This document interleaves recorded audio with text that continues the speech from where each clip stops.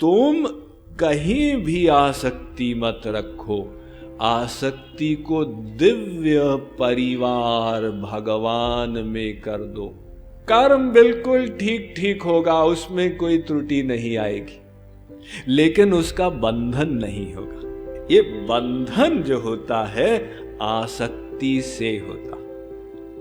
वो आसक्ति को आपने खत्म कर दिया, वो आपका कर्म अकर्म बन गया। और क्योंकि आपने आसक्ति को भगवान में कर दिया, उसके परिणाम स्वरूप भगवत प्राप्ति हो जाएगी।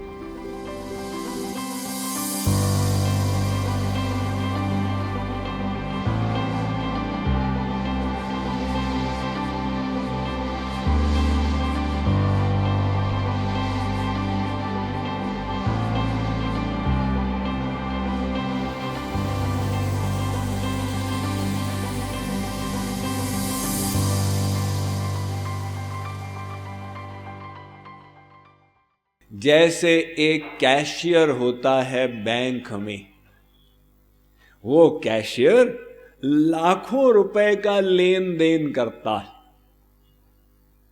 किसी भी state bank, IOB, United bank, union bank आदि में लाखों रुपए उसके द्वारा बैंक में आते हैं, लाखों रुपए उसके द्वारा बाहर जाते हैं लोगों के पास, लेकिन उसके चित्त पर कोई प्रभाव नहीं पड़ता। बैंक का पैसा है, हमको क्या लेना देना, अपनी ड्यूटी कर रहे हैं।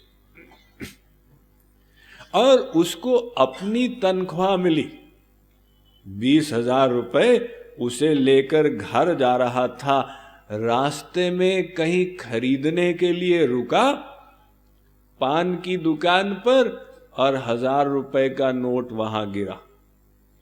जब घर पहुंचा, गिना तो देखा 1,000 रुपए कम है।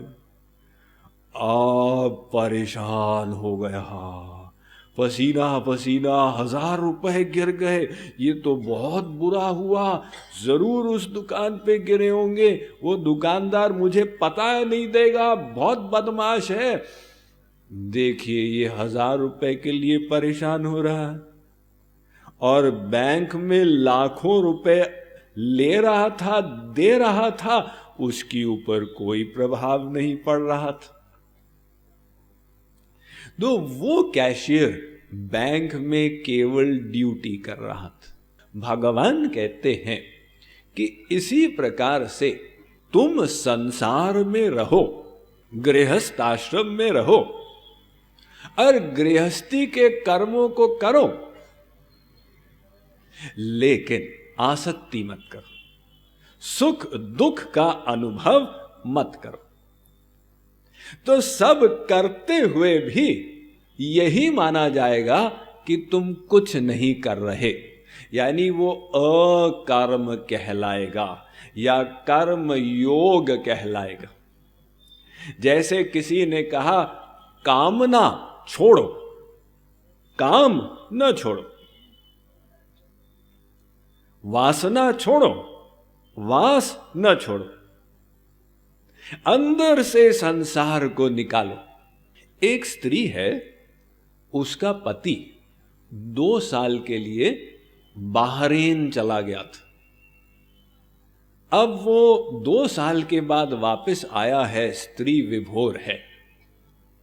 उसने पति के लिए अनेक प्रकार के पकवान बनाए, क्योंकि जब कोई शाकाहारी व्यक्ति बाहर से वापस आता है तो व्यग्र रहता है घर का भोजन खाने के लिए।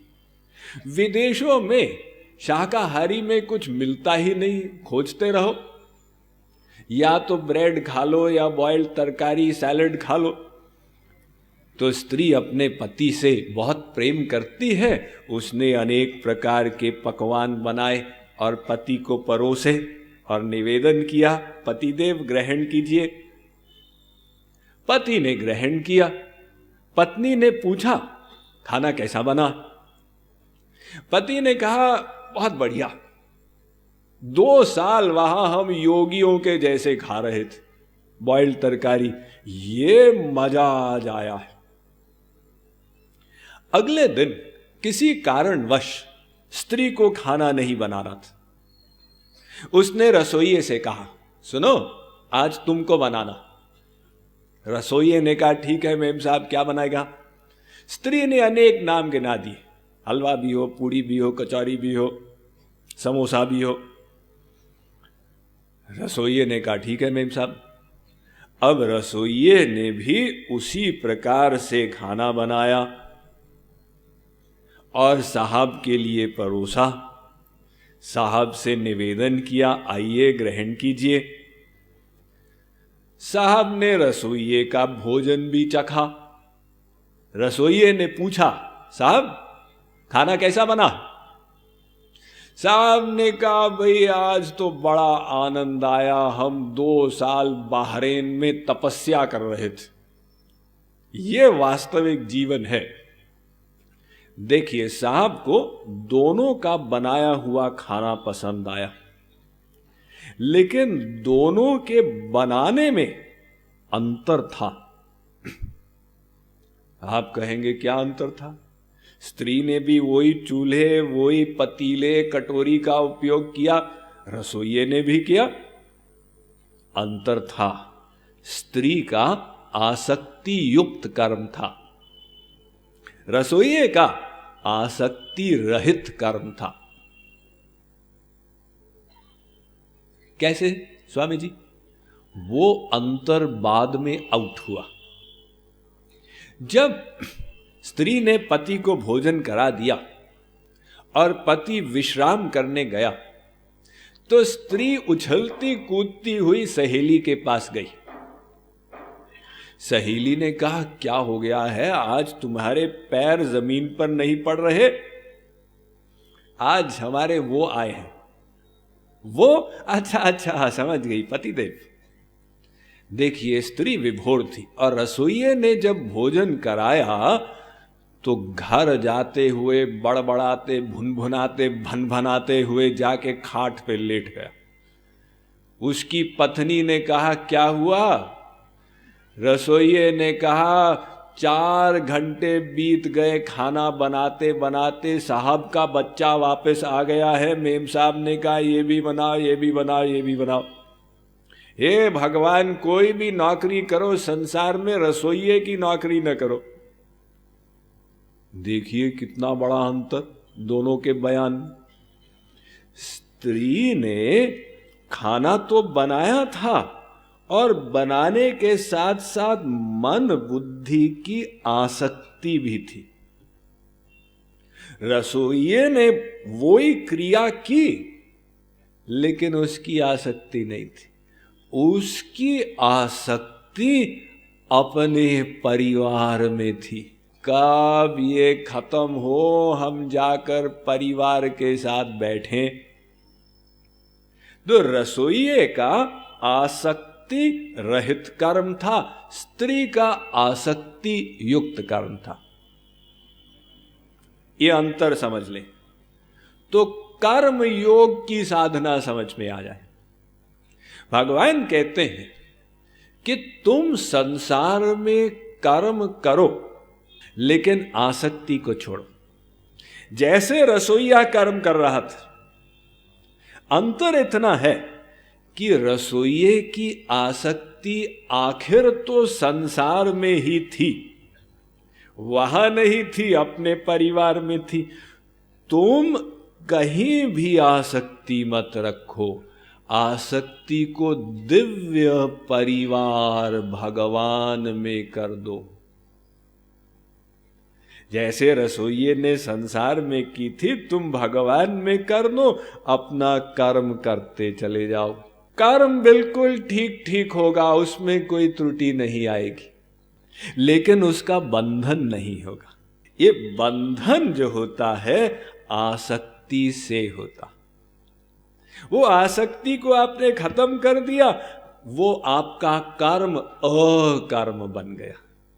और क्योंकि आपने आसक्ति को भगवान में कर दिया, उसके परिणाम स्वरूप भगवत प्राप्ति हो जाएगी। तो ऐसा करने से ये मत सोचिए आपका कर्म गड़बड़ हो जाएगा। आपका कर्म पहले से भी अच्छा होगा। लोग कहते हैं स्वामी जी हमको मेहनत करनी पड़ती है, आपको क्या पता। अरे आप जानते हैं हम कितनी मेहनत करते हैं? कम से कम 12-13 घंटे हम सेवा में लगाते हैं। तो ये आसक्ति छोड़ने का मतलब ये नहीं कि कर्म गड़बड़ होता है। देखो आप ऑफिस जाते हैं, वहां आपकी आसक्ति नहीं, आप ठीक ठाक कार्य करते चले जाते हैं, 1 रुपए की गड़बड़ न होने पाए। घर आते हैं, वहां आसक्ति है, दिन रात लड़ाई झगड़ा गाली गलौज महाभारत चलता रहता है घर में। 4-5 लोग हैं घर में, दिन भर झगड़ा होता, राग द्वेष, टेम्परेचर बढ़ा घटा, और ऑफिस में कोई झगड़ा नहीं होता। वहां आप आसक्ति रहित कर्म कर रहे हैं।